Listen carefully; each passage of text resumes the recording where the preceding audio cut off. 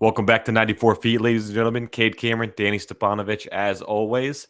And hey, as we mentioned last time, we finished up with that top 50 series. We had a good 5 weeks there. Got in some heated debates there, as you guys saw, but we kept it real with y'all. We kept it clean. We kept it good. And we continue to go into that preseason look now. And of course, now we're looking at some of those personal awards, kind of doing our preseason award show in a sense right here. Danny, I got to start off. How you doing today? Pretty good, Cade. Hey, the Suns, congratulations. You guys got a new owner earlier today, Craig Randall. Who is it? The Uh, Adeline 36ers? yeah, some G League team. Hey, all I'll say is this. I mean, it's a G League team. They're gonna go out there. They're gonna show out. They're gonna want to do what they can to show that they can Yeah. play. It's the Suns. I'm not stressing that one. I mean, you looking at the stats, they're going out there showing fundamentals and whatnot. The biggest concern I have is that obviously you saw it tonight. Jay Crowder being out of the lineup, he was a big defensive presence there. That's kind of lacking now. It doesn't really seem like there's that real defensive hold this year. And on top of that, I mean, we are looking at a trade for Jay Crowder from how it sounds, but you look at the way that Cam Johnson played, wasn't really anything too significant there. And if we're going to have him as a starter, that's going to be a little bit concerning for all Suns fans out there. So, not thinking too deep into it, but we'll have to Okay, see how the no rest of the reaction season yet, goes. but yeah, no, I'm doing good. We had fun with that top 50. I have the graphic ready. I'll put it out tonight or tomorrow, probably tomorrow. For our top 50. Kate, we're having so much fun in the off season. What happens when the season actually starts? Hey, we're having fun now. It's going to be fantastic when the regular season Jeez, starts. It's going to be I good. know. So, yeah, we're going to make it the best. But yeah, as mentioned today, if you guys saw any other tweets before this, going over our little preseason awards, kind of keeping it. I mean, we went over our top 50, but realistically, which of these top 50 or which of these big guys in the league right now are going to be making their impact known for the teams they're playing for and making that individual uh, actions known? You know what I mean? So that's what we're getting into today. Danny, I'm not going to lie. You might have to carry the energy of the show because it's been a long weekend for me. Hey, So look, that's I'm all I'll ready. say. I All got a right. nap in today. I'm ready to do the show after my Bucks got embarrassed on Sunday Night Football, but it's all good. It should be a fun show. You want to go over the, Stay off the the TikTok. awards we're handing out today? Yeah, so I mean, kind of just the bigger picture ones. So we're gonna start off with sixth man of the year. From there, most improved, rookie of the year, and then I feel like this is where it kind of starts taking that turn to the more interesting stuff. We got defensive player of the year, coach of the year, and of course, what's an award show without discussing the MVP of this season, or at least who we think is going to be the MVP of this season. So keeping it at 6 awards, both Danny and I got both similar to how we did the top 50, kind of just doing our own list, but of course, that just means that we're going to have some conversation about it and make things a little more interesting. So, Danny, we'll start it off right now. Let's hear what you got as your sixth man of the year. All right, six man of the year, probably one of the bigger off-season moves at first that kind of went under the radar when the Celtics picked up Malcolm Brogdon. To have him as their sixth man of the year, I thought was huge for a Celtics team that kind of struggled offensively. We especially saw it in the playoffs. Not a true point guard. Their offense was kind of just JT, you take a turn, get a bucket, get a bucket. They didn't really have like a true point guard. What Marcus Smart brings to the team defensively is off the charts, but offensively, he can't really run an offense like that. You bring in Malcolm Brogdon. The past 2 years, he's averaged about 20 points per game, six assists, 6 rebounds, and he's a solid defender. Now he's coming off the bench for the first time in his career, and it looks like they're going to use him as more of a facilitator. First preseason game today, he 11, 9 assists, and 5 rebounds in just 24 minutes. So I'm think it's going to be a big Malcolm Brogdon year. Definitely their best player off the bench, and I think he's going to win six man of the year with maybe 18 points per game, 6 assists, 6 rebounds, something like that. Yeah, that's not terrible. I mean, there are so many off-season moves that was kind of hard to keep track of. I mean, you're talking about Brogdon, first time coming off the bench in his career. That's going to be big for him. I mean, it'll be interesting to see how those adjustments are made to make sure that instead of getting all that time he saw on the court as a starter, how that's going to kind of not necessarily dwindle down because he's going to be getting good numbers on that, or at least good time there. But it'll be interesting to see how that plays out, that making that adjustment. Another guy that we could have talked about too, or at least maybe you could have mentioned, was a guy like Christian Wood, who's again was a starter back in Houston, coming off the bench, at least from how it seems coming off the bench. to start the season with the Mavericks. Luka's got to have a big role in the way that he's going to play down there. That's not my sixth man, but I thought, I mean, at least that's when I heard that, that's the comparison I was kind of thinking in my head. So I'm interested to see, yeah, I'll be interested to see how that goes. And I can't really disagree with you on that part because I feel like, as we've talked about at the before we even hopped on, I mean, when you're talking six men, you could really throw out any name out there, and realistically, it could happen. Yeah. Yeah, No, so that was a good comparison. Christian Wood, Brogdon, similar situations. But yeah, who you got for sixth man of the year?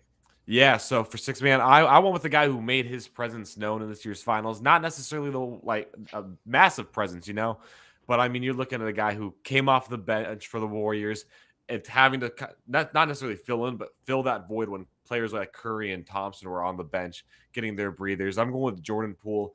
Last season, I mean, he put up some of the best stats. I mean, he put up the best stats of his career, not some of the best, the best stats. He was averaging 19, 3, and 4. I think you see this season those rebounding numbers maybe go up a little bit, see him get a little bit more aggressive. Maybe work around those assists a little more. But I mean, when you're talking off the bench, being able to get 19 points, I mean, that's solid in itself. And I think for a guy as young as Jordan Poole, he's going to be able to develop and grow from there. Obviously, not in a position to where he's starting at this moment, but give it maybe 2 more years, he might find himself a new team. Things might happen around the organization in the Warriors that things are a lot different there. Jordan Poole's a starter in a few years from now, or even on a different team. But as of now, being behind some of the best shooters in the game, you have him coming off the bench as a sixth man. And I got him as my sixth man of the year. Last season we really weren't really sure how consistent he'll be in the playoffs. He definitely proved himself. People were calling him the third splash bro. I like the pick. I definitely was thinking about Poole. He was probably my second option for sixth man of the year. Definitely could see it happening for sure. Hey, talk about this Jordan Poole contract. I just looked it up. They have him under contract for next season, the 2023-2024 season, and then he's a restricted free agent. They're paying him $4 million a year. What a steal for Jordan Poole. Wow. Oh, 100%. I mean, yeah, he's putting up he put up stats last year in the finals. I mean, that just shows that he can play under pressure and step up in those big moments. I mean, we saw it this year when Curry was out. He was still, or not this year, but last year when Curry was out, he was still putting up great numbers. I mean, he filled that void incredibly well. And of course, you're talking about a Warriors team that just runs and focuses and functions so well. But when you're able to kind of put yourself in a position where you're sitting behind Steph Curry and you're still able to make that offensive presence known off the bench, that says a lot about how good you are. And that's why, again, I mean, seeing just the way he played in the finals last year, I think that confidence is going to help him go into this season. And again, that's why I got him as my sixth man of the year. I like it. All right, and real quick, talking about contracts, Tyler Hero, last year's sixth man of the year, put up stats, got paid today, and we didn't even have him in the discussion as of now. He got paid today? I missed that. Yeah, he did. Let me pull up the contract real quick when you're talking about it a little bit. Let me pull up the contract. Yeah, Tyler Hero, he's been getting benched in the playoffs last year. I wasn't really sure if they were going to extend him because, at some points, he's either not healthy or he's like unplayable late in the fourth quarter. But definitely deserving of the money. I mean, he averaged 20 points per game last year off the bench. Do you have the contract, Kade? Yeah, no. Real quick, I want you to guess what this contract is. Just they didn't give him the 4-year, the 5-year. Okay, keep going. So I'm gonna say 4-year. Who's he like? Has to be 100 million. Okay, so you're going 4-year, 100 million. Wait, what's the math? 25 mil on that? I'm gonna say 30 mil a year. What's 3 times 4? 120. I'm gonna go 120. You're close. That was 4-year, 130. Okay, I'll take that. Yeah, that's way close. I probably would have. I don't know why, but coming off the bench, I probably would have had him at like 75 a year. But at the same time, I mean, you're talking Tyler Hero. I think if he continues to stay consistent, he's going to be in that conversation again. But I don't know. I mentioned as before. I feel like with six man, that's one of those tricky. I mean, there's like the next 3 you're talking about. Six man, most improved rookie of the year. Those are ones that like you could kind of throw up anybody up there, and you can maybe make that argument. You know what I mean? So he's going to be in the conversation. Obviously, we got Poole. I know what you mean off the bench, but he can be a starter anywhere and average 20 points per game. Well, yeah, so, I mean, that's true, though. But like we were saying, Poole could be a starter anywhere and average that same thing. Brogdon was a starter at time. Christian Wood. I mean, the guys we're throwing out there can be starters on different teams. It's just where they're at right now. So, I mean, that's what makes them six men, though. They're able to kind of take that back seat and make it work out. So that makes sense. That's true. Yeah. All right, Danny, we're gonna go on to most improved player. Okay. This You one's want again to another you want kind to of go first interesting this time, one. or you want me to kick it off? I'll go first, and I put a guy in here. I'm not necessarily sure we can consider him most improved because we know he's going to be a fantastic guy. The thing that sets him back is the fact that he's coming off an injury last year. Didn't play a single game last year. We've talked about him in our top 50. I gotta go with Zion Williamson. I mean, last time he played, he was 27, 7, and 4. I mean, putting up fantastic stats. He's an all-star. But I mean, we remember those Duke days. We remember the days he was an all-star. He can put up stats. We saw him at media day. I think realistically, I mean, he's doing fantastic, but you can continue to put this guy up. He can continue to grow into one of the best players in the game. So I think just the injury itself, I think you can put Zion Williamson on there, especially just because we don't know exactly where he's going to be sitting after or when the season starts. But when you're looking at some of those old stats, like I said, 27, 7, and 4, he's going to continue to grow on that since he's still such a young guy. And he's going to, I think, at least in my opinion, be this year's most improved player. I love that pick. We kind of saw with Ja, how he just took a leap forward, and Zion could definitely do that. Zion, number one pick, you're gonna say, how can the number one pick be most improved? But if he takes a huge step forward, if he's averaging 30 a game, 10 rebounds, 6 assists, and the Pelicans are in like a top 4 seed, definitely like it. I went with someone who wasn't in my top 50, Kate. I've been debating about this dude for a while. I can't remember if you had him in your top 50.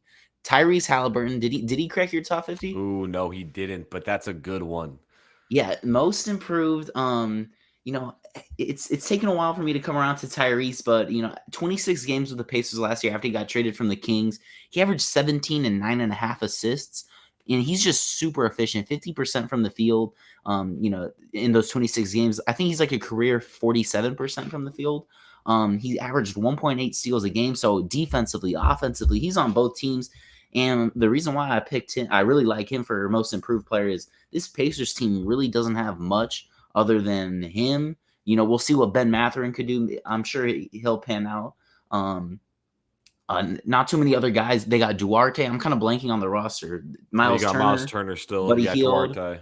Healed, yeah, there you go. Just a bunch of guys, and Tyrese is going to be able to, be the number one on this team, facilitate this team. Probably one of the best passers in the league. So if I had to redo my top 50 list, he's probably in it. But I did have him at 52, so he was just around that, or just in that range. So I like Halliburton as most improved player. Yeah, no, I can't disagree with you there. I think again, as we mentioned, kind of one of those things where you can throw a guy up there, and realistically, it might make sense. I feel like for the both of us, we know basketball enough to where it'll make sense. But yeah, I mean, Tyrese Halliburton, he was kind of showing his stuff in Sacramento before he got traded. Then I feel like he really started to get himself in a groove. Again, similar situation to Zion, just hasn't been in the league as long. Still young, still has a lot of development to get around. But I feel like this is the first time. I mean, if Ben Mathurin really is that hype that he kind of has put himself into a position to be, I mean, we've seen the comment he made earlier is that nobody in the league is better than him, and he's a rookie going into this year. He hasn't played a single lick of basketball at the NBA level. So we'll have to see how that turns out. But if that hype is real, if he really talks himself up that way and it's true, you're looking at one of the best, best and youngest backcourts in the NBA. I mean, like it's gonna work out well for that team in time. I mean, obviously, again, that youth is still showing, but I mean, Tyrese Halliburton, a guy that's gonna be able to get it done at that guard level. He's gonna be able to shoot the ball really well. And I think that age is starting to kind of wear off. That veteran status is kind of merging out of him. So I don't disagree with you there. All right, I like it. Yeah, the Pacers, they're in a lot of trade talks still with Turner and Hield, but Halliburton, he's going to be untouchable. Halliburton, Mathurin, Duarte, I'm sure all untouchable. Young pieces. He's going to get up a lot of shots. So is Mathurin. I can't believe he said that, though. I don't know how I feel about rookies saying that type of out-of-pocket stuff, out-of-pocket confidence. Wait until you got to guard LeBron James driving at you 20 miles per hour. So yeah, that's always fun. Yeah, no, it's intense, and I mean, I feel like you always see this happening, and maybe more this year. I mean, Chet said something like that too, right? Oh yeah, Chet. What he Okay, so I mean, what you got Ben Mathurin saying that he's the best player in the league already. You got Chet, who in his first game during the summer league broke what the like rebounds total and whatnot. He was like, "Yeah, I'm not surprised. I'm gonna come out and do it again tomorrow." And then you got that whole saga between who Jesus, who was it? Paolo, DeJounte Murray and Paolo. Yeah, you got that whole thing. what's So going on it's with this like rookie class? I know it's insane. I'm trying to find that LeBron quote that Ben Mathurin had. Yeah, he said, "I think he's the best player, but I won't say anybody's better than me when responding to LeBron." So a little bit more toned down, I feel like, just kind of saying that he's going to bet on himself. But at the same time, yeah, that rookie class has been tough. Real quick, before you do go to rookie of the year, I do also want to just throw it back to Zion real quick. Yeah, in my opinion, I will say that I think that decision to put John Morant as the most improved player last year, I think that kind of skewed my decision into why I went with Zion. I mean, shoot, they were on the same AAU team for a little bit, so it'd be interesting to see how that all plays out. But yeah, that's kind of my thought process going into Zion. But Danny, let's see your rookie of the year. Let's see who you got. Okay. The rookie of the year. I think we both have him. I know you talked about this guy. He's in your top 50 players in the league, which I thought was crazy. But after a rookie of the year, maybe next year he'll be top 50. I'm going Paolo Banchero. We've talked about him a lot this offseason, I feel like, Kate. He just has the most opportunity out of all rookies in this Orlando Magic offense that really doesn't have much scoring. This Magic team, they got a bunch of bigs, non-efficient scorers, and Paolo, he's the most NBA ready in terms of size, offensive bag. Like, he can post up, spot up, one-on-one, get to the rim. He's just a big dude already. He averaged 26 and 5 in the summer league. And with the amount of volume he's going to get, Magic probably aren't going to win many games, but Paolo could average 20 a game, and I think that's good enough for rookie of the year. Yeah, I agree with you right there. I got Paolo as well. Again, I had him on my top 50 because I feel like when you're looking at this season, I made my top 50 looking at the entirety of the season. I mean, obviously, not necessarily just looking at who's the top 50 going into the season, but just throughout the entire season, who's going to be the best. Paolo is a guy that I feel like, as you mentioned perfectly, he's going to have that most opportunity. I mean, you look at that Magic roster. I mean, Cole Anthony is the only other guy that I can think of that really is going to put some decent numbers up. Maybe Franz Wagner, Oh, whatever his name is. Wagner's solid. They got Yeah, I mean, those are the they two got a bunch guys. of guys. I don't know. No, well, I mean, shoot, can we even say they got guys? I mean, I can. Those are the only two names I can think of. I mean, Mo Bamba because of the song, but I don't even know if he's playing in Orlando anymore. They So did re-sign him. They have okay, so Jonathan he's still there. Isaac, who hasn't played like what I feel like he's played 80 games in like the past 4 years. He's coming back. Exactly. Cole Anthony, he wasn't able to do much offensively. So yeah, give me some Paolo this year. I'll say I love Cole Anthony, not trying to trash on him, but yeah, Paolo, I think he's the guy. I think the only other guy as of now with Chet out that you can maybe make the argument for is Jabari Smith being in Houston, especially now that you have John Wall going to LA. I think you look at that team, you don't got Christian Wood, you don't got John Wall, who realistically I don't think John Wall would have wanted to play in Houston. I don't think he would have been putting up those stats anyways. But you got those two out of Houston. I mean, other than what Jalen Green, I can't really think of anybody else on that Houston lineup. So it's like, I think Jabari Smith, you can throw him in the conversation when you're talking about most opportunities, but then you're also talking about a guy that's playing in the West when you're having to play teams like the Mavericks, the Lakers, Suns, all of that on such a consistent basis. Real quick, did you know Bol signed to the Magic? Did he really? Another big man that the Magic brought in. Shoot, I forgot about that. I didn't. Dang. Okay, I didn't so either. But I thought you're he was talking still about going to be you're on you're kind of contract talking with about the Nuggets. yeah, I know I did too. But you're kind of talking about rookie of the year sleepers. I'll throw out a couple names. We mentioned him earlier. Ben Mathurin. He should Mhm. be able to get a lot of looks as a shooting guard. Tyrese feeding him the ball. Another sleeper, Johnny Davis on the Wizards. Wizards not really sure what's going on with KP Beal. Not sure how that offense is going to look like. So Johnny Davis, I think, might be a sleeper pick. He was a bucket getter at Wisconsin. So those are the other than them, Paolo. And people are big on Jaden Ivey, but Cade's still there. We'll see how the Pistons even look. Um, I'm sure you got Paolo too. Did you say that already, Cade? You got Yeah, I Paolo? got Paolo, and even Okay. then too. I mean, honestly, you can make the argument that you could throw Keegan Murray in there. I mean, he's a guy Yeah. playing. I mean, I guess you can throw him in that same situation that he got opportunity around him. He's got a decent team around him, so he's looking to make looks. But again, I feel like just seeing how that Kings roster has played out over the past few years, seeing how those draft picks have played out over the past few years. I mean, you had some decent ones, but they're not playing in Sacramento anymore. So it'll be interesting to see how Keegan Murray develops into a player and just develops throughout the season. Because at least for me, one thing that I look at when looking at just talent in guys is how much experience they got under their belt. And I feel like when you're talking about a freshman in college going to that professional level, it looks good because I mean they're obviously up there. They have that skill, they have that talent. But I mean, it's so overlooked the guys who spent 4 years in college really develop that skill down there. So you're going into the NBA as a 23, 24-year-old. You have that time and experience at the collegiate level, playing with a lot of these guys that are now playing at the NBA level. And even though that game's a lot different, a lot more fast paced, I feel like that ability to be coachable and change at that level is going to be a lot different for them. So I feel like they don't get as much representation as they deserve. So you look at guys like Johnny Davis, Keegan Murray, those are all guys that I think you could throw arguments in there for as well.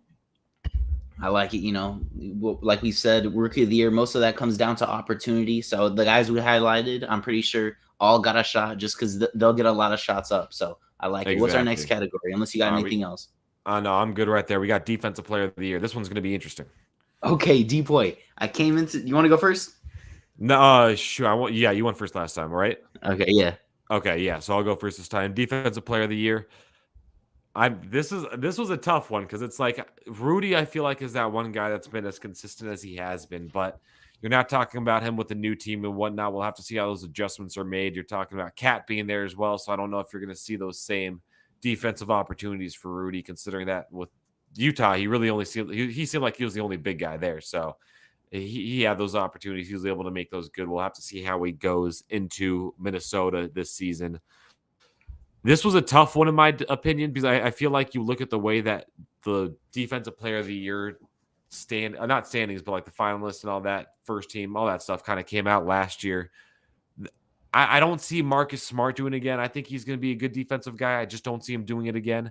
Robert Williams was in that discussion for a little bit. He's out for the first few weeks of the season. That's going to hurt him quite a bit.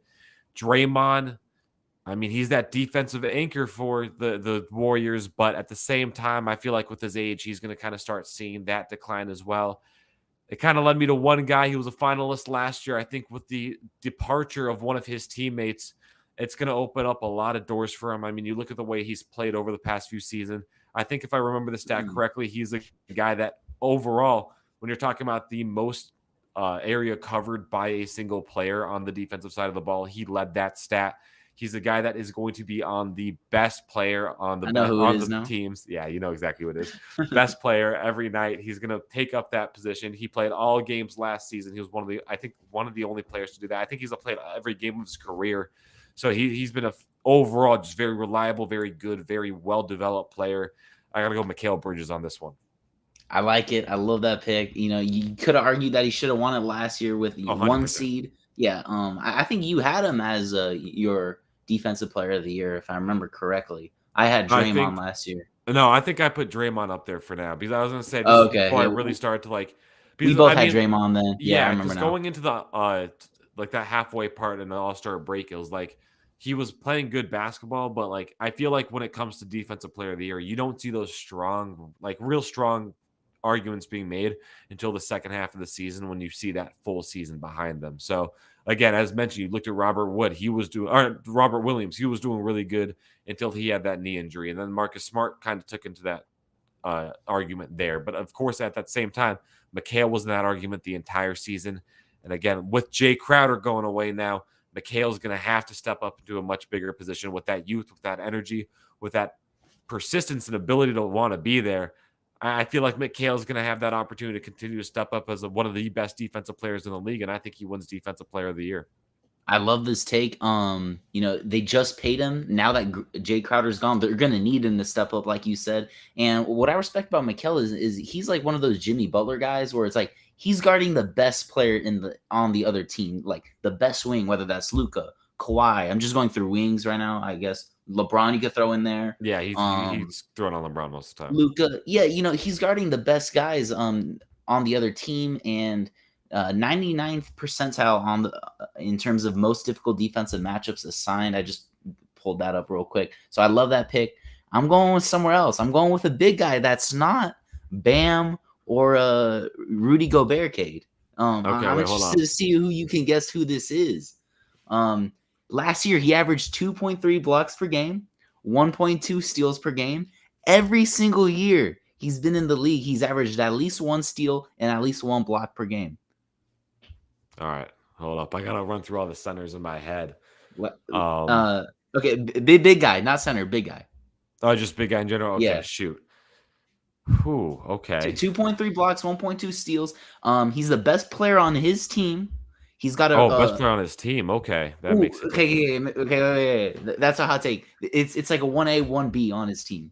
1A, Oh 1B. shoot. And I'm talking about Anthony Davis. Anthony Oh my Davis God. revenge Okay. season. He's coming back. This Lakers team in the offseason, AD. Kate, do you remember that video that went viral? AD was like, "Oh, I haven't shot a basketball in like months."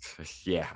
Okay, he got bullied into starting his offseason routine. This is the same routine, the same regimen he did every year. Everyone freaked out. I know it's not something you want to hear from your first or second best player. I don't know who's better, him or LeBron. I think skill wise, right now, I think you gotta give it to AD. Okay, so yeah, I'll give it to AD.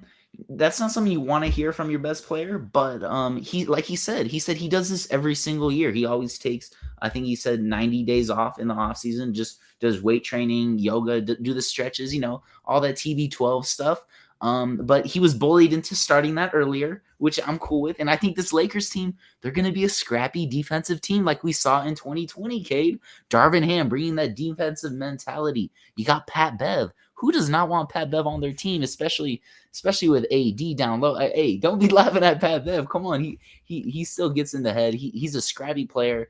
And then, they finally got some depth down low, which is something they were kind of lacking on last year, especially Thomas Bryant comes back. Damian Jones comes back. Damian Jones, he's running with the ones in the offseason scrimmages. Looks like he's going to be the starter. Thomas Bryant, solid center. I think this Lakers team is going to be so much better defensively that AD is going to be back into that deep boy conversation. Only problem is he hasn't played over 40 games since that COVID year, and that COVID year, that season was split up, so I don't even know if that counts. He's gonna have to stay healthy, but if he can stay healthy, if this Lakers team is like six seed, give me some AD for Depoy. I can't disagree. Like, I don't know. I like the pick because when you're talking a healthy AD, yeah, he's definitely in the conversation as one of the better defensive players in the league, without a doubt. And now once you got that Lakers team, which I mean, as you mentioned, a scrappy defense, but probably one of the oldest scrappy defenses in the league when you're talking like Russell Westbrook, Pat Bev, Anthony Davis, all of them. And let's be honest here, too. Let's hope that scrappiness stays against the opponent rather than seeing it between Russ and Pat Bev. But at the same time, I like it, again, if he stays healthy, though, because that's one of the biggest concerns. As you mentioned, haven't played more than 40 games in a season since that COVID year. I mean, realistically, you got to think about it in this situation. That COVID year wasn't too long ago. It seems like it was at this point. We've got 2 seasons under our belt, but I mean, you look at Zion in this situation. It feels like Zion hasn't been back in the league in forever. I mean, it just feels like that long. But at the same time, that really wasn't that long ago. So I think this, if he can stay healthy, yeah, definitely in the conversation without a doubt. I could see it. Am I going to go ahead to say? Am I going to say that he's going to be a defensive player of the year?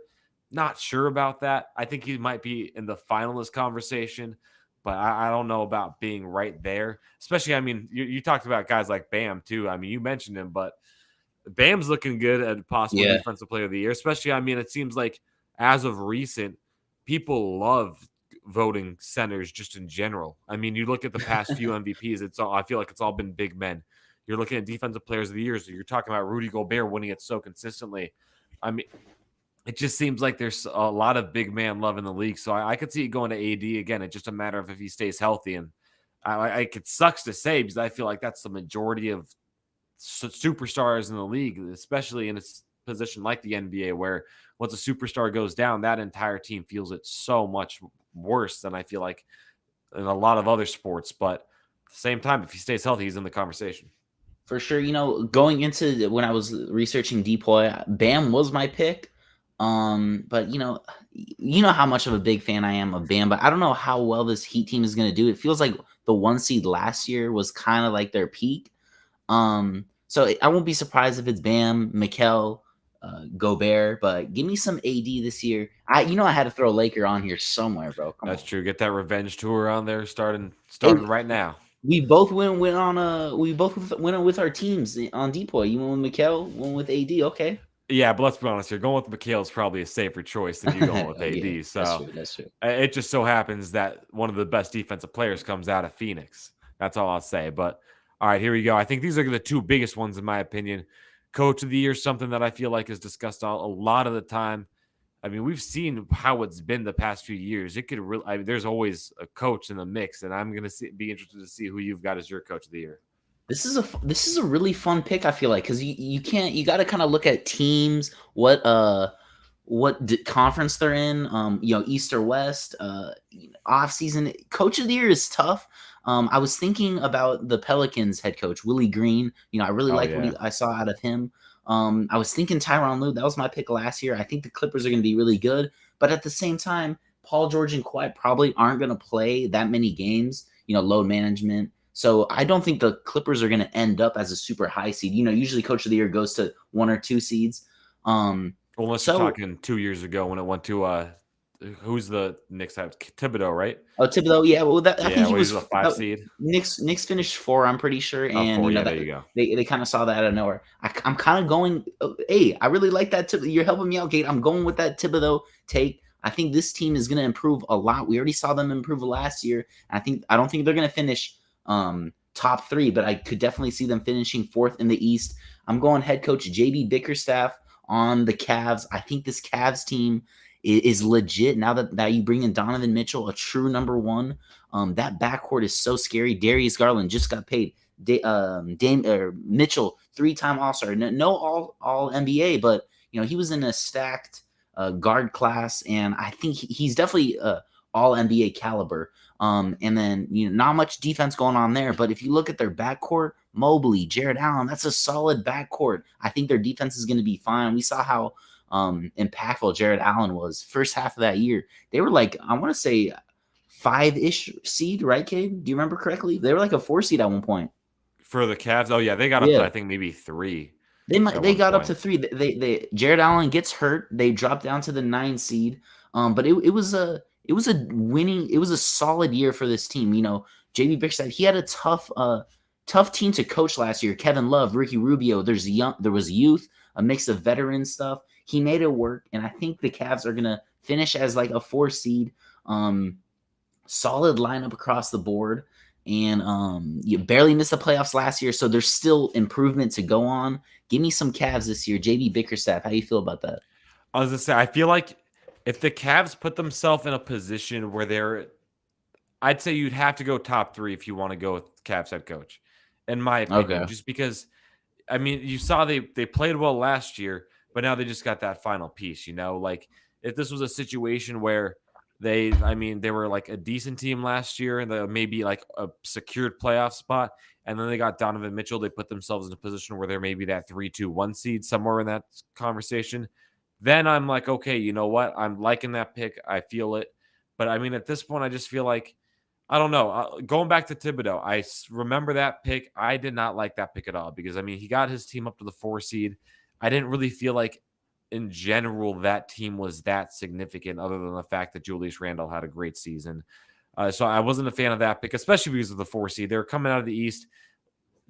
I don't like that pick. I feel like that would be that same situation here. Wouldn't be a huge fan of that pick in general just because I feel like there's so many better teams and there's so many better coach teams in the league. I mean, as you mentioned, Willie Green, I think he's a guy that isn't going to get it this year because I feel like this is going to be his real coming out year where he's going to be able to kind of show that the NBA and show the world what the Pelicans got. You look at him in a year from now, I think I'll lock it down right now. 2023-24 season, give me Willie Green as the coach of the year. But I like that. we'll have to see how things play out. Not necessarily like so, and that's again going back to that Thibodeau conversation. That's why I kind of disagree with your pick. I think that there are better coach of the year finalists. Realistically, I mean, I'd probably put them around like 4 or 5 for me overall. Okay, on that's coaches. solid. Like I said earlier, you kind of got to look, kind of predict how you think teams are going to do. I don't know. I feel like you're sleeping on the gap from like the 9 seed all the way to a 4 seed. I feel like that's a pretty considerable jump. You mean you're going from home court advantage in the playoffs versus, missing the playoffs, playing game, you lose one game and you're out. See, okay, that's true, but at the same time, like if we're talking the West, that might be something different. We're talking the East, where I feel like teams are like when you're talking 4, 5 through the rest of the pretty much the field. That's always going to bounce around, and I feel like those That's teams true. never end up being that strong. I mean, again, going back to the Knicks, they were a 4 seed going into the 2021 playoffs. Not even a playoff contender the season after. Hawks were in a very similar situation where they made the playoffs, just didn't look too good. Um, I, I don't know. I'm just not a huge fan of that pick in general. So that's my opinion on it. It's all good. We'll see. We'll see how it pans out. Who you got? All right. Again, maybe going with a little bit of a safe option here. I'm going with a guy that he's going to have a team this year, just in general. I mean, he's had a team in the past, technically, but with health, with injuries, and all that, he's had it taken away. This is going to be the year we've seen it. And again, kind of falling into that same category of, I think you got to look at realistically, probably one of the top 2 seeds. It's going to be a guy that's going to be able to just not only put together a team that is going to be a good team, but a team that is just fundamentally sound based off the chemistry, just the environment that coach creates and what's not. This guy was the 2019 All-Star Game head coach. I'm going with, don't call him Mike. He gets mad when you call him Mike. I'm going Michael Malone with the Denver Nuggets. We've talked about this Denver Nuggets team. You have a healthy MPJ and Jamal Murray, which it looks like we're going to see this season, along with MVP, 2-time MVP, back-to-back MVP Nikola Jokic. Decent's an understatement. A very good, just all solid overall team around him. Got some great bench depth. Obviously, some fantastic starters. Again, I feel like it's almost easy to give it to Michael Malone, considering the fact that just in general, he's going to have a fantastic team that you're going to see as one of the top 3 seeds in the West. I think possibly top 2 seeds in the West. And then along with that, overall, you're talking about a guy that already has that pedigree, has that ability to get it done with the players he has. He's going to make that jump from 6 to about 2, which in my opinion, I think is a bigger jump from 9 to 4, considering that we're talking the West. And I think at the end of the day, he's going to make that big enough impact that we're going to see Michael Malone bring it home for the first time in his career. Yeah, no, I like this pick too. I was thinking about going Malone as well. Looking, researching a little bit on him. I was surprised he hasn't won Coach of the Year just yet. I feel like he's had some really good teams. Like you said, only the All-Star head coach in 2019. I definitely think the Nuggets are going to make that jump to the 2 seed. Like you said, I was surprised that they finished the 6 seed. So even last year, very impressive what they did. I like that pick. I can't argue that. Yeah, and I just overall think in general. I mean, you look at some of the other guys. I was looking at Taylor Jenkins maybe with Memphis because, again, I think Taylor Jenkins, I know he was a finalist last year, but realistically, I think with the team that he had, he could have been in that conversation because to have the Memphis Grizzlies as they were the 2 seed overall last Mm-hmm. year, that's insane to look at considering that the roster they had. A very young, a very talented roster, though. But the emphasis on that just very young roster. I feel like you don't see that happen often, especially with the players they had. So Taylor Jenkins was up there. I think he maybe should have won it last year. Again, I think that team's going to take a bit of a step back just because of the depth that the West is going to have. You mentioned it, Ty Lue. He's a possible option there. It's hard to really put him in that list, though, when you have 3 guys like John Wall, Paul George, and Kawhi Leonard, who have been so injury-prone over the past few seasons. I think you can throw maybe Monty Someone Williams. else. Yeah, well, like Taylor Jenkins, I agree with. If the Suns don't go on that crazy run, he probably wins it. Someone else I'll throw out there who we saw go all the way to the Western Conference Finals, Jason Kidd. People weren't really sure how he was as a head coach, and he proved that he can figure out lineups and matchups in the playoffs last year. Only thing is, we talked about this earlier. I don't know how I feel about Christian Wood coming off the bench. I think he deserves to be starting, especially in that lineup where there's not too many other scorers other than Luka and Brunson. How you feel about Christian Wood Well, coming Brunson's off not the even bench? there anymore. Jalen I mean, Brunson's not in New Brunson. York. Tim Hardaway. Sorry, not Tim Brunson. Hardaway? Okay. Yeah. Wait, what So was the yeah, question? My bad. yeah. How you like Christian Wood coming off the bench? I don't know how I feel about that. I don't know. I don't want to go too deep into it, but like I said, Kid, he could be a finalist too. but I'm not sure how I feel about that move.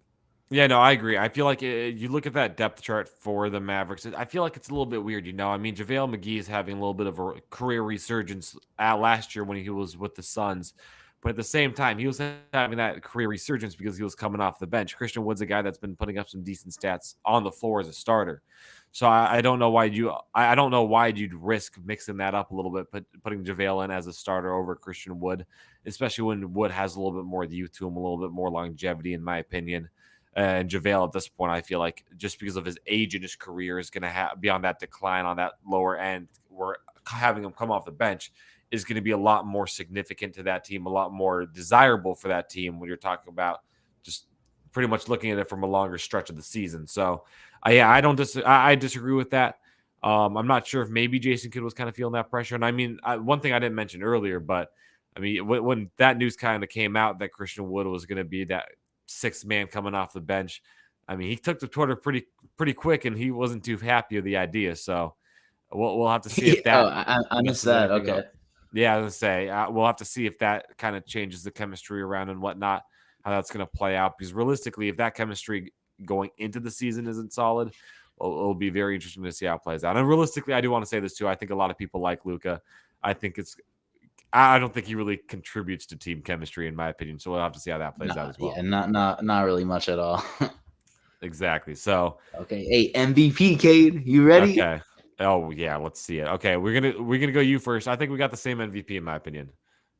Yeah, I know we don't because I switched it up. I was gonna go Oh, Luca. okay. I was gonna go Luca. He, I just want to have fun. I wanted to go a little hot prediction, something out of the ordinary. I didn't want to go Luca Giannis or who's another one that is always in the mix. We'll throw Jokic in there. Yeah, Joel. Jokic, Giannis, Luca. Any of those three can win it. But I'm gonna go, somewhere else, and I'm gonna go to New Orleans. Cade, my Oh, 17th jeez. best player, but I think next year he might be the number one. Zion Williamson, the new look, shredded Williamson. People just forget how dominant this dude was just 2 years ago as a 20-year-old. 20-year-old. How many times have I said this, Cade? As a 20-year-old, he averaged 27, 7, and 4 in 61 games. And that was a bad team. They only won 31 games that season. They had Bledsoe, Lonzo, Josh Hart. Those were, their shooting guards, the guys shooting the ball. This team is so much better. I think the Pelicans are going to be competing for a top 5 through, top 5 seed. Oh, yeah, competing for home court Yeah, next year would compete. be, Keyword there's yeah. competing though. I'm not sure if they're gonna get it, but competing for sure. Yeah, they'll be competing for a home court in the playoffs. I think top 5 with Bi, CJ, Jonas down low. Zion, I think he's still going to be the number one. 30 points per game is not out of the question for me. He looks young. It looks like he's getting younger. He's getting shredded. He's losing weight. He seems healthy. And give me some Zion Williamson MVP love. Come on. All right, I disagree with that a lot, and the only reason why is that okay, real quick. Actually, I do want to say going back to the Christian Wood thing. Yeah, when he figured out he was going to be that sixth man, all he tweeted out was just LOL. So keeping it Oh, okay, real classy out of Dallas. Okay, see, here's my thing with this, and this went a little bit into my decision making here as well. I was gonna go Luca, but his age scared me. His defensive ability scared me, and I feel like even though I do have him as that best player, I think looking at that top 50 list, he was number one on my list because I think when you're talking about just the ability to be able to just take over a basketball game, full trust in that offensive side of the ball, all that. That's why I have Luca number one. Again, that age, that kind of just veteran status and whatnot. I just don't see it. And again, Zion, I feel like in this is a very similar situation. He's still young. I mean, we've mentioned it, and this is why I got him as my most improved players because when you're coming off an injury like that, you can easily see him averaging a double a game, especially with just the way his body is, the way he's able to just be so dominant, so athletic, all that. I see him making that big jump and making that big improvement, especially being in New Orleans, where I think he's going to have a lot of help around him.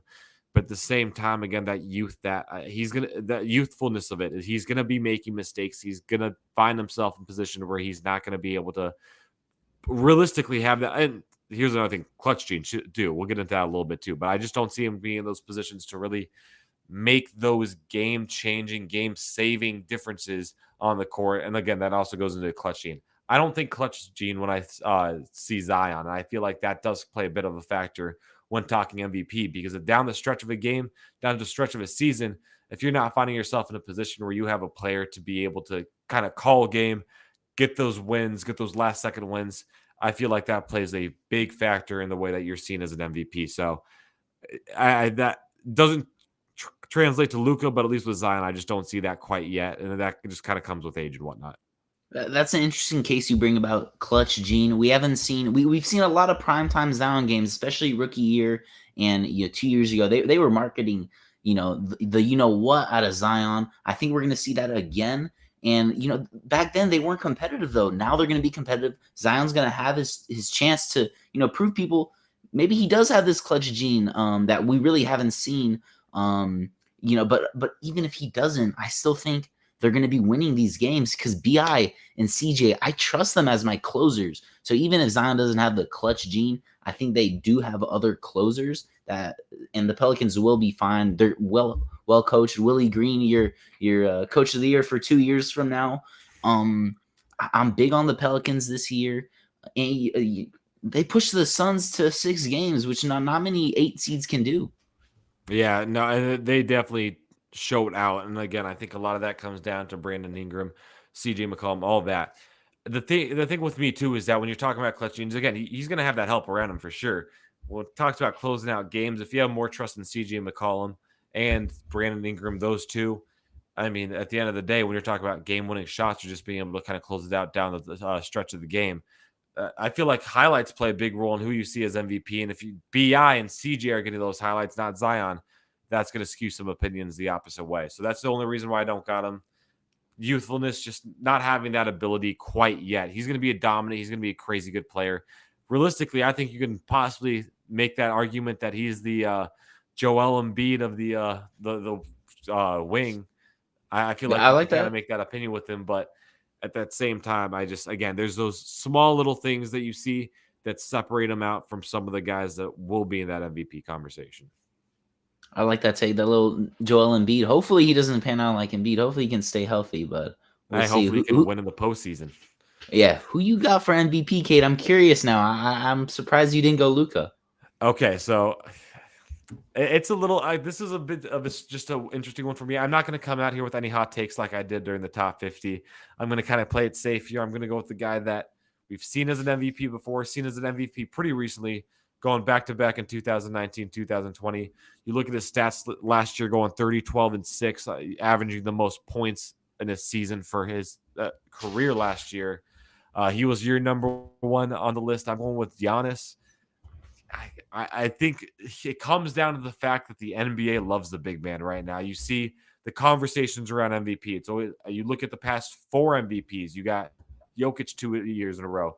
You got Giannis 2 years in a row. 2 big men right there. Embiid's always in the mix. I mean, you look at you look at the last year's final MVP finalists. You got Giannis, you got Jokic, you got Embiid, all big men.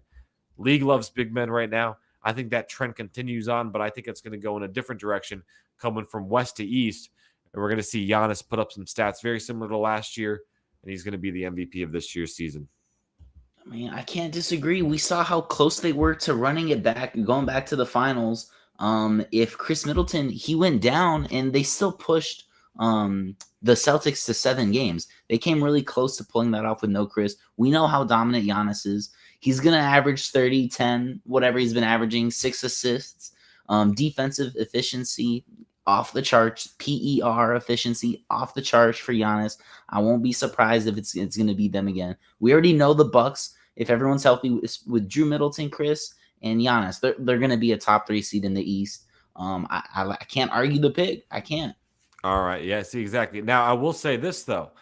When the season comes to an end, expect both these players on the or I don't know if you can actually. Okay, expect. I'd say Zion's a small forward, right? Yeah, we'll call him a small forward. Okay, I'll small look. forward. I'll find out what he's listed. But what are you saying? Okay, I was gonna say because if he's listed as this, or let me look. Actually, I gotta look this up too because I gotta make sure I'm getting my facts right. Zion's listed as a power forward. Power forward. Okay. Yeah. Okay. Giannis is listed as a power forward as well. Shoot. Okay. Well then, I think going into the end of the season, I want to make sure I got my stats right before I make this prediction. Going into the end of the Okay. season, I think you got Giannis first team, Zion second team. Ooh, okay. Okay. So hey, So maybe you do like my pick. Maybe you do I do. like I my was I got him as the most improved player, and I mean when you're that's talking about a true. guy that put up 27 points in his All Star season, so again when you're coming off an injury like that, that's the reason why I'm kind of having to lean off the fact that he's the most valuable player.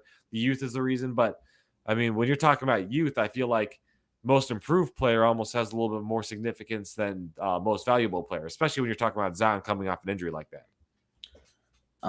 Yeah, I know when you said Zion for most improved, I was itching, but I had to wait. I waited to surprise you until the end for my MVP pick. All right. Hey, well, I was gonna say I feel like we had a good conversation on this one. We argued a little bit. We had some good talk, but we had a good conversation with these picks, and I feel like realistically, you look at all these. There's some that might be a little bit out there, but at the same time, I feel like a lot of these are going to be conversation builders for going into this season. So I think we did a good job with this one. And like I said, the favorites are pretty clear cut in the NBA. I try to do, have some more fun with it and go off the grid a little bit. So yeah, it was fun. We'll see how it pans out. I wonder if any of us are going to get any of these right. Hey, I'll just say we'll keep track of it, and Okay, then even yeah. on top of that too. Think about it this way now. After this show, we got our team, I guess the team preseason picks and whatnot. Now we're talking NBA basketball. I mean, preseason Ooh. started. We're a few weeks away from seeing some actual NBA action, which I'm more than excited for. Yes, sir. You got my Lakers tomorrow night. Lakers Kings. I'm already locked in. 7:30. I'm gonna be watching Lakers basketball. I can't wait.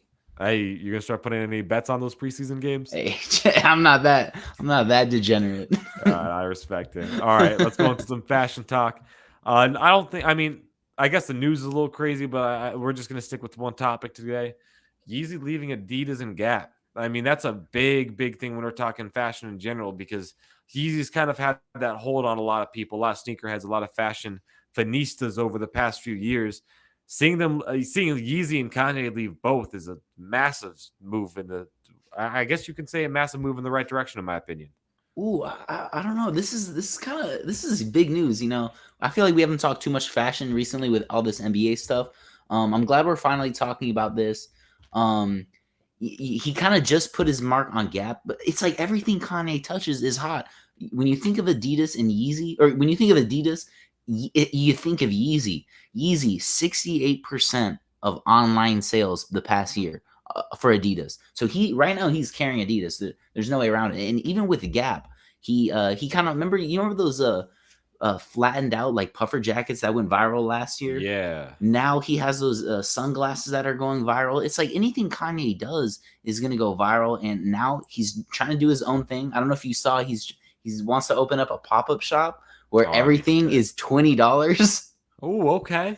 Yeah, a Yeezy pop-up retail store, not pop-up, an actual retail store. Everything is $20 in there. We'll see if that actually happens. But what do you think is going to happen to Adidas, Kate? Because I feel like I said earlier, Kanye and Yeezy is carrying Adidas.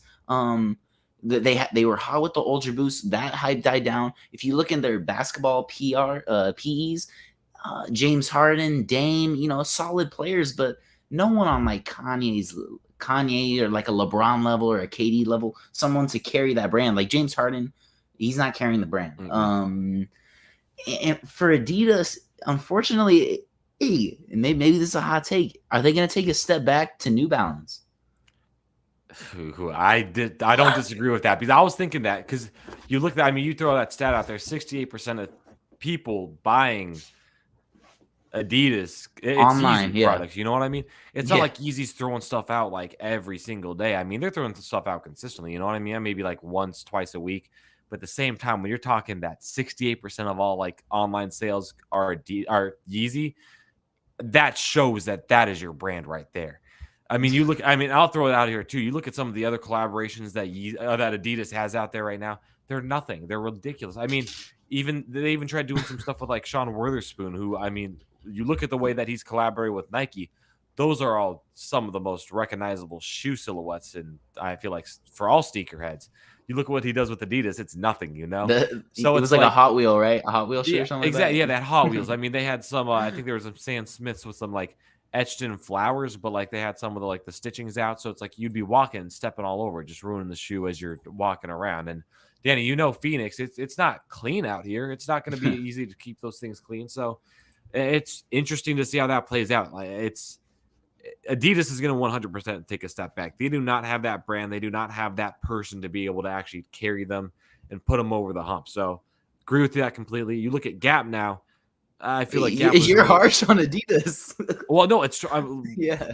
where else are they going to go right now? You know what I I mean? mean, Like it's like if Bape can come back to like supreme status, maybe Bape can like carry Adidas, but I feel like that's even like a couple years in the past, right? no, 100%. No, like those skater brands that you see, like Supreme, Bape. Nobody really like looks at those anymore. Even Off White. I mean, I hate to say it. Ever since Virgil passed away, they haven't put up anything that has real. I mean, even the Louis Vuitton Off White Air Force Ones, those weren't good. I mean, you're starting to see this trend where Oh, okay. Now you're talking some crazy talk. I think they had some You good didn't like solo. they just dropped like the off white the another off white one, the Air Force Ones. Oh, is it the all green ones? Yeah, Yeah, okay. fire. I like those. But see, like that's the thing is that I get the argument. Like the Louis Vuitton, Off White, all that stuff. It's I think they had maybe 2 to 3 good colorways out of that whole selection. I didn't think there were really that many great looks to that shoe. And then on top of that, it might just be a little bit of personal opinion to me. Having more than one collaboration for a shoe, I feel like is just a little bit too much. You know what I mean? Because it's like it's I don't know. I'm just not a huge fan of it. But again, tying this all back to Adidas, I mean, you look at the way that these almost like these big brands like Bapes, Supreme, Off White have almost taken a step back in pop culture, and people are starting to find their fashion in ways like thrifting and actually finding those little like kind of small little like designer places. Bape's not coming back to support Adidas. I mean, they'll obviously put their shoes out there, but if you're looking at Bape as your biggest collaboration, that's not going to get anything by. So Yep. I think if I pulled up Adidas, I pulled up Adidas, all their collabs that they've recently done, and like you said, they just don't. You talked about the like impact on the culture. People aren't hyped about these collabs, and it's big names too. Adidas, Bad Bunny, those were kind of mid. The Human Racers, I mean, how many of those are they going to put out before yeah, exactly. Jonah Hill, like celebrities, but these guys aren't changing the game. Kid Cudi, Lego, Palace, okay. Pusha T, like these are noticeable names, but they're not changing the game like Kanye can. Exactly, and that's the difference maker. I mean, I'll even go ahead and say, and I think it's not even a question in this situation, but you look at the way that how Travis Scott has his grasp on everybody with Nike, Yeezy and Adidas is 10 times more than that. So it's like you're talking about a massive Yeah. step back. It's not like other than the Yeezys, it's not like Adidas has any other big silhouettes that they could really profit off of and sell. I mean, I think you could make the argument seeing where New Balance is at. You said they're going to be the next New Balance. I think New Balance might take that step over Adidas coming into the next year or so, just seeing where that is. And then again, like I said, going into Gap, I mean, they're really a nobody until Kanye showed up. They put them on the map when it comes to fashion, and now just like that, he's going. So Gap's going to fade into nothing again. It's going to be another one of those mall stores that you see families shopping at and whatnot. Now the question is, and this is where it gets real interesting, is that what's Yeezy's plan from now? You know what I mean? Like they have that empire, they have that grasp on people that they could realistically go ahead and make their own stuff.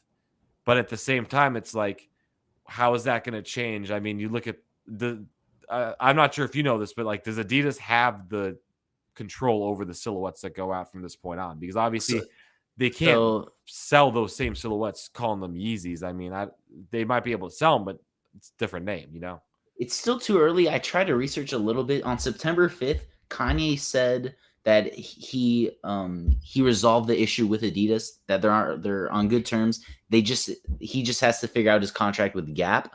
So I'm not too sure, but Kanye owns 100% of Yeezy. Adidas was only producing the shoes and distributing from what I found online. So I don't know if that means if Kanye is going to allow them to keep re-releasing. We saw this past year on Yeezy Day, they re-released the Turtle Doves. Next year, they're supposed to drop the Pirate Blacks. I know everyone wants the Pirate Blacks, Kade. Hopefully, we'll see them next year. Um, uh, but it's like, what's gonna happen? What do you think is gonna happen with Yeezys, the shoes specifically? Do you think are shoes gonna shoot up like we saw some with Virgil and Off White? Some shot up, some kind of plateaued. We talked about this a little bit in the pre-game show, I guess. With it's just us talking. I don't think yeah, I don't think Yeezys are gonna pop off. Maybe the Turtle Doves, the V1s, the 750, the old 750s, maybe those will shoot up in value. But there's been so many 350 V2s, V1s re-released, similar colorways. I don't think resale is gonna spike up in the future. What do you think about Yeezys the shoe like themselves? Yeah, no, I don't think they're going to spike up too much just because of how many silhouettes and how many different designs have come out. I think those are going to be fine, at least for now. Maybe like those more traditional colorways, but that's about it. And especially, I mean, yeah, I don't think they're going to really shoot up in that situation. I mean, unless they just completely stop making shoes, which I don't see happening. I think Kanye is going to continue to want to make shoes, whether it's with Adidas or not. I think it's going to be okay. I realistically think it's going to be okay. I hope so. We'll see if Kanye leaves Adidas, he has full freedom to do whatever. Maybe he's gonna come back to Nike. Everyone's saying that's not gonna happen, but hey, you never know. That'd be pretty cool to see, right? Maybe do a little Nike collab. Hey, that'd be nice. I was gonna say it'll be interesting to see how that plays out too, because I mean, you look at just how important that Yeezy was to Nike, or I guess how important that the Nike Yeezy collaboration was. I mean, that's one of the, you talk to people, I mean, that's one of those grailed shoes that, I mean, you talk to 1 in 5 people, they're probably going to have the Red Octobers as their like top shoe that they'd ever want to get. You know what I mean? So it's like, obviously just a big shoe. Obviously, I don't think that's going to be this. It's not even going to be close to the same situation with Adidas, but it could be interesting seeing if he goes in that move with Nike and maybe not even a full-time contract, but maybe re-release the Red Octobers. I mean, you talk about one of if they do that, that's easily, I mean, easily one of the biggest what's it called re-releases ever. Sneaker history, probably. Wow. Yeah, 100%. If they bring those back, I mean, that'd be insane. But in this case that he doesn't go back in that situation and he just continues to make his own thing, it'll be interesting to see how Yeezy goes from there. Considering, I mean, you got apps like, I mean, Adidas confirmed, you got the sneakers app. Are you going to see Yeezy make their own app surrounding their own drops and whatnot? Ooh, that would be pretty cool. Okay, I like that. Hopefully we do. There's an option. Hopefully we see Kanye kind of do his own thing for a little bit. That's what I'm hoping, where he just has, full creative control, which he did have for the most part on Adidas. But, you still got to throw on 3 stripes on the shoe. Now he doesn't have to do that. I was kind of interested. Like, I looked up why Kanye left. Apparently, like, he didn't approve any of the Yeezy Day drops this past year. He got tired of Yeezy knocking off, or Yeezy got tired of Adidas like knocking off his products with like cheaper alternatives. Yeah, and similar colorways. And I remember seeing that. Like, I remember when they kept dropping shoes that looked like Yeezys.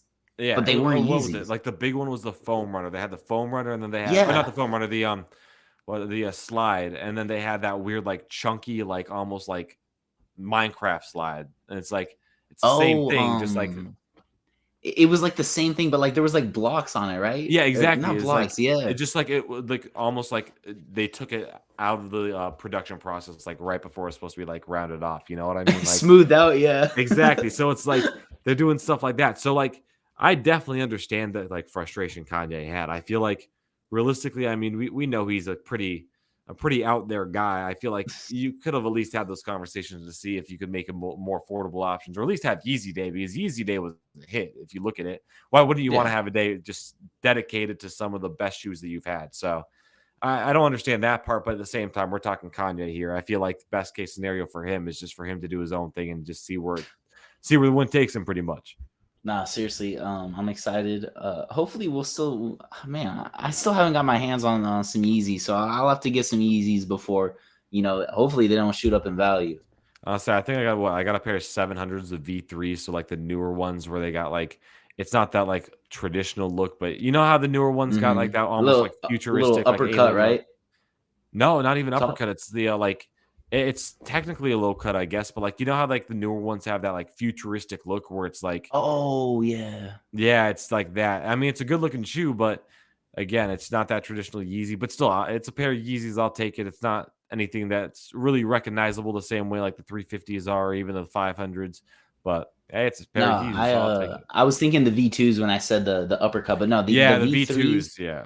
The V3s are clean, futuristic for sure. I want to get a pair of like the all black, the black on black V3s. What See, colorway do you have? it's they go by clay brown, but it's like the all black with like the Mm, brown traces through I the remember middle. now. Yeah, and Yeah. then it's weird too because with those, like they got those like plastic parts on, not parts, but like the plastic, like I guess like just decorative parts on the side, and like it's all black, but it glows in the dark. So I think that's a kind of cool touch Okay. too. But yeah, it's Okay. pretty Yeah. sick.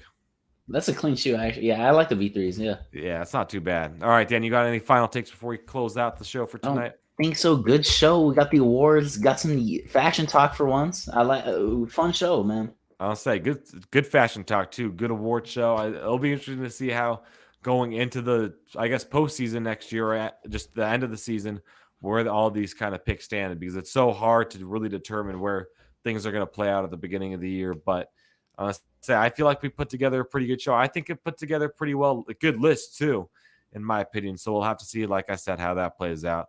But as usual, it's a Sunday night. We thank you guys for joining us. We hope you guys have a fantastic rest of your week. We'll be on Blaze Radio tomorrow, pretty much playing the recap of this show, 10 o'clock to 11 o'clock at night.